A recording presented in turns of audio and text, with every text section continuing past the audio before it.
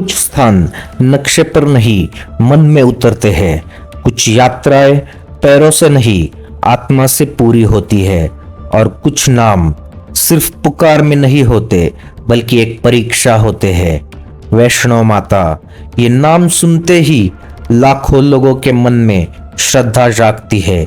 लेकिन क्या आपने कभी सोचा है कि जिस स्थान को हम माँ का दरबार कहते हैं वो सिर्फ आशीर्वाद का केंद्र नहीं बल्कि एक गहरे रहस्य का द्वार भी हो सकता है। कटरा से शुरू होने वाली ये यात्रा सिर्फ 13 किलोमीटर की नहीं है। ये यात्रा है डर से विश्वास तक, सवाल से समर्पण तक और मानव अहंकार से ईश्वरीय चेतावनी तक। क्योंकि वैष्णो देवी की गुफा सिर्फ गुफा नहीं है, वो एक अंतिम सीमा है। भारत में हजारों मंदिर है लेकिन वैष्णो माता उनमें से नहीं जहां आप जाकर सिर्फ दर्शन करके लौट आए। यह आपको बुलाया जाता है और यह बुलावा हर किसी को नहीं मिलता। लोग कहते हैं माँ ने बुलाया होगा तभी जा पाए होंगे, लेकिन सवाल यह है अगर बुलावा सच है तो कुछ लोग गुफा तक पहुंचकर भी अधूरे क्यों रह जाते हैं।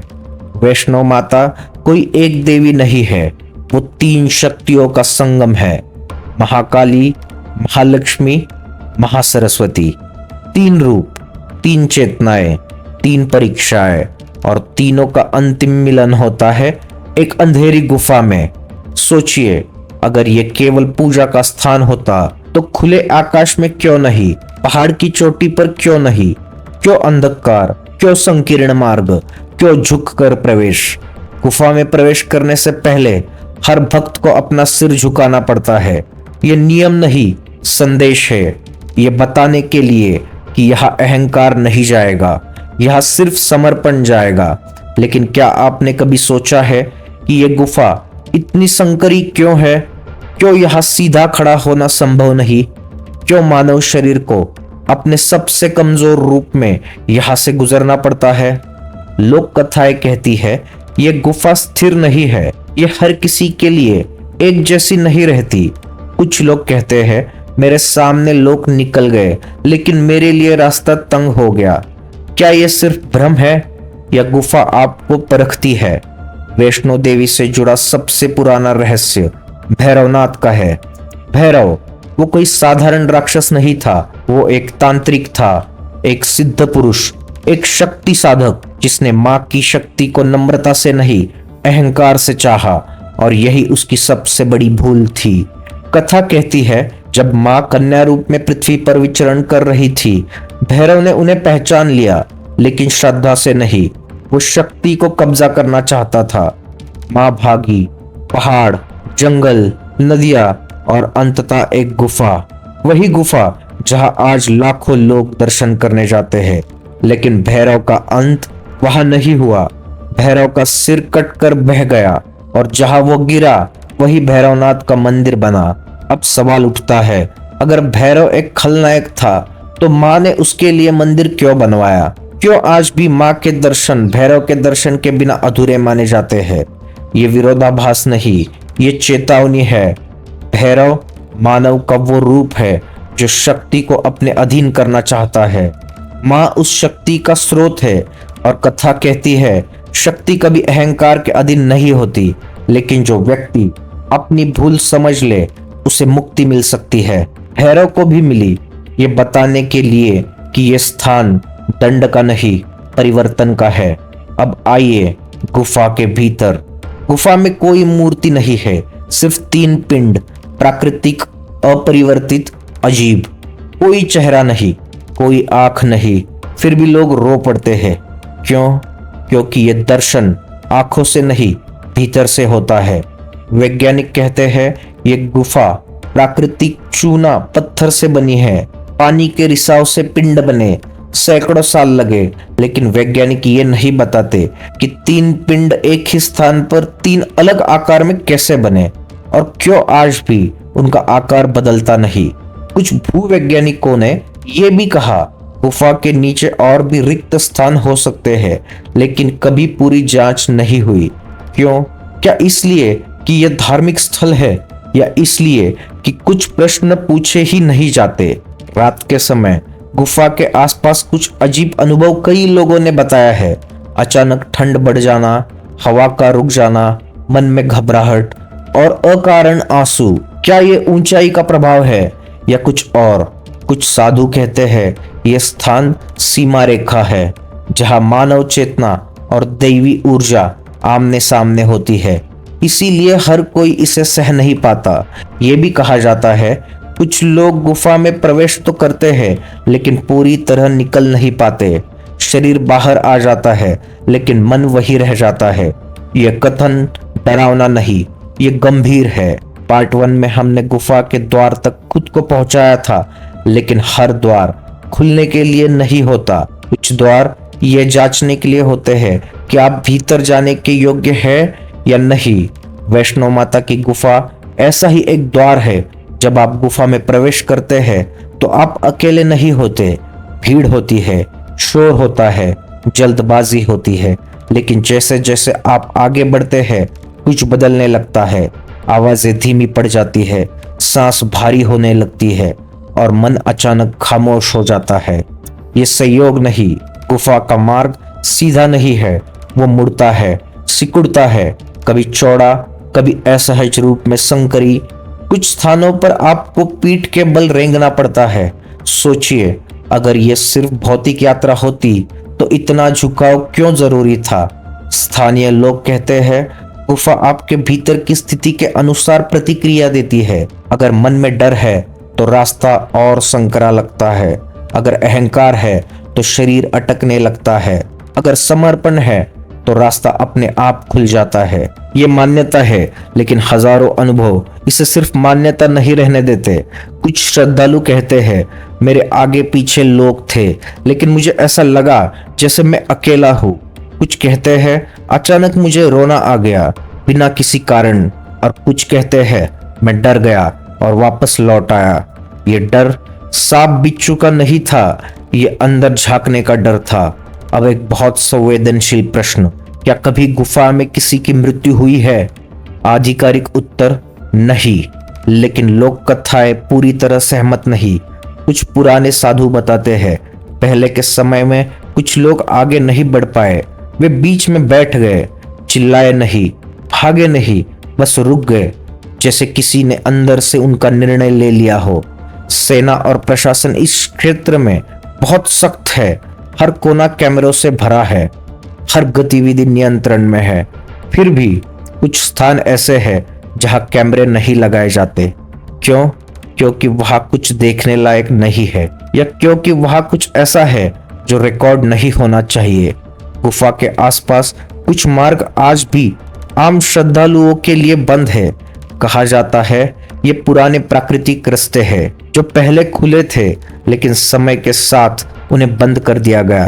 कारण सुरक्षा। लेकिन स्थानीय लोग कुछ और कहते हैं। वे कहते हैं वहां रुकावट नहीं, आमंत्रण है। कुछ तांत्रिक परंपराओं में वैष्णो देवी को सिर्फ देवी नहीं बल्कि ऊर्जा केंद्र माना जाता है, जहां 3 धाराएं मिलती है, इच्छा, ज्ञान, क्रिया, और गुफा उनका संतुलन बिंदु है। अगर कोई असंतुलित मन वहां जाए तो वो अस्थिर हो सकता है। आपने सुना होगा माँ जिसे बुलाती है वही आता है, लेकिन इसका दूसरा अर्थ भी है।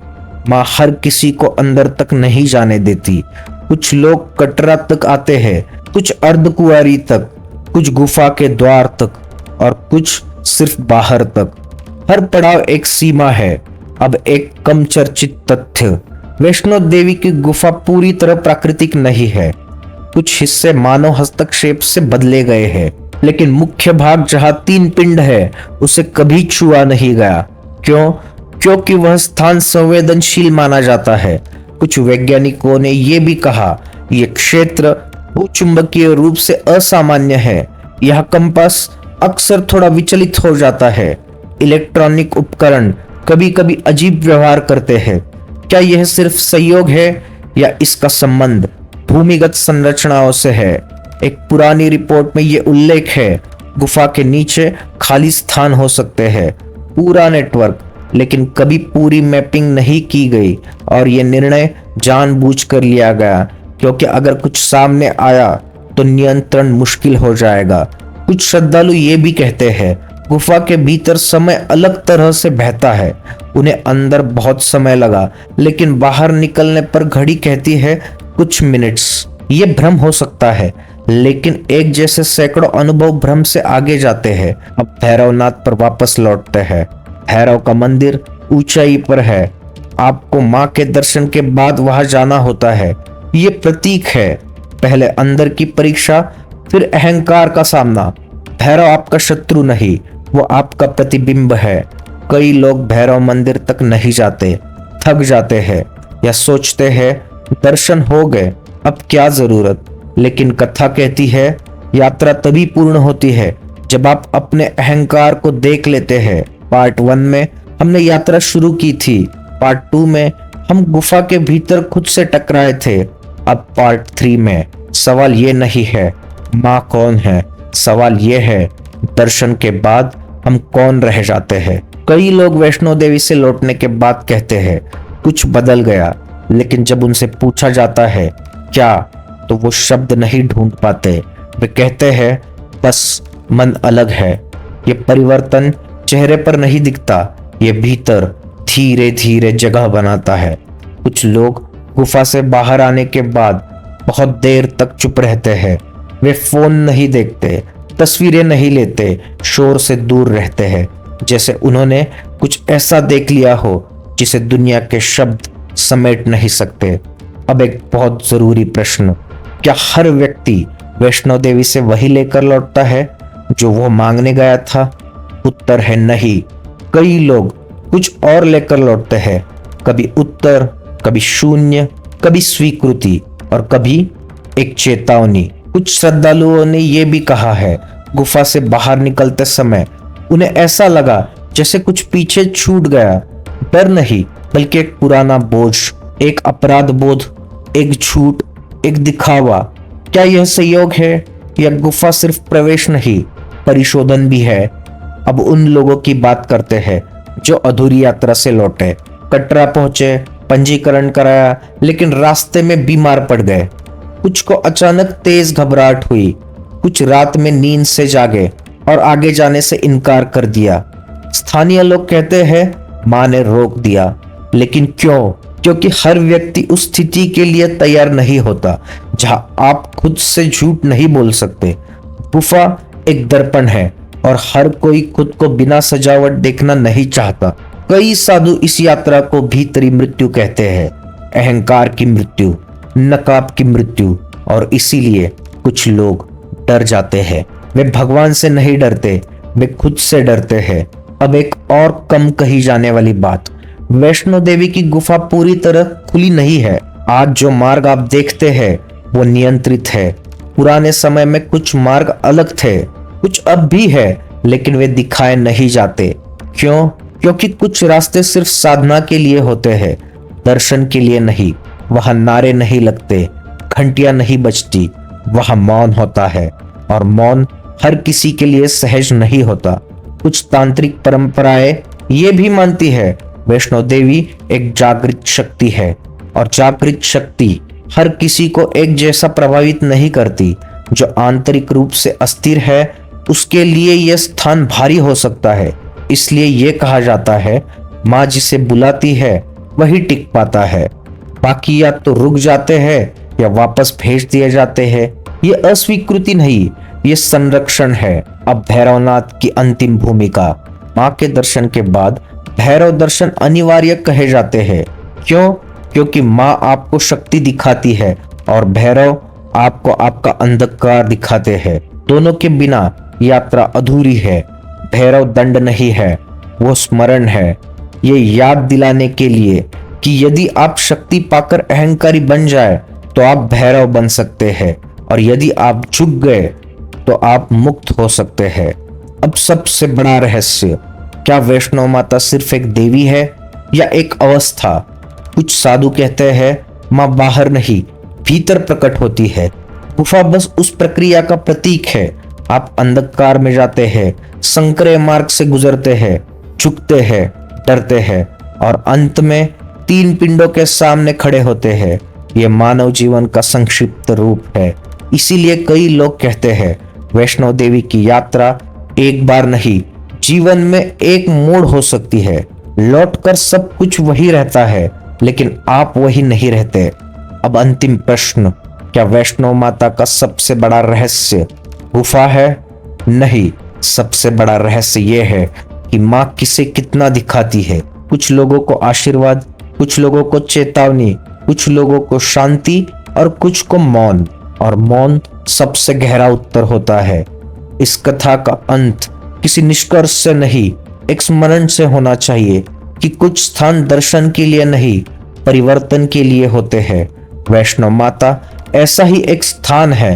अगर आप सिर्फ मांगने गए तो शायद आप खाली लौटे, लेकिन अगर आप खुद को छोड़ने गए तो शायद आप पूर्ण लौटे, क्योंकि वैष्णो माता का सबसे बड़ा रहस्य गुफा नहीं है, सबसे बड़ा रहस्य आप स्वयं है।